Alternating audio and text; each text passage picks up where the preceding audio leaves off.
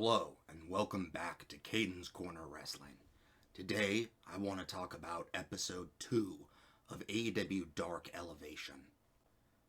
Well, last week's showing of AEW Dark Elevation was pretty fantastic, and was most definitely stacked full of the best opportunities they had at the time. This one is not quite as good, whereas last week I ended up giving out maybe 2 or 3 above 8 scores. This week, none even cracked that level. The highest score we got tonight was a 7.8. The first of the 2 matches I want to talk about tonight is Baron Black versus Danny Limelight.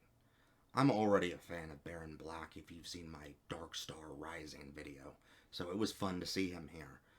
Who I did not expect was Danny Limelight. I have not been quite as partial to him as others, and part of that is because I haven't quite bought his aesthetic image. He is a past military member, but so is Carly Bravo and Sean Dean, and they bring up that background a little bit more in their characters' aesthetics. This was the first time I really feel like Danny Limelight was against a good opponent where both fighters shined at the same time. This was a fun one, and I liked it a lot. This ended with a score of 7.7 and was the silver medalist of the night. Also, I think that for Danny Limelight to emphasize himself, I think he could do something such as, they said that he was a CQC specialist back in the Marines, and that he taught close quarters combat. I think it would be interesting if he was known as something like the Master of Arms. That would play up both his military aspect. The next match I want to talk about was the second of the 3 main events of tonight's feature. I find it a little sad that unfortunately only one of their 3 main events actually was worth noting, in my opinion.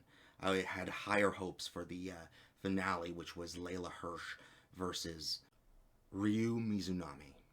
The match that was the match of the night for me was All Ego Ethan Page versus number 5 Alan Angels. This match really displayed some good mat wrestling, and it also had some good high-flying maneuvers as well. Both of these guys have come a long way, and in fact, Tony Schiavone brought up Alan Angels' story of how he had donned the mask and joined Dark Order, and how that's honestly been the main track of popularity for him. And I would agree. I have a lot of trouble even remembering him before that mask came out. I also really like this match because you might think that number 5 would win this because he's been with the company longer. But Ethan Page, as the new guy, all ego, he's so intense. We are very proud of this acquisition as AEW. I would think that they chose to push him over number 5, and he took the victory, and I'm fine with that. This carves the power dynamics out a little bit more. It definitely shows that number 5, Alan Angels, can compete with the big boys, but he can't beat this guy.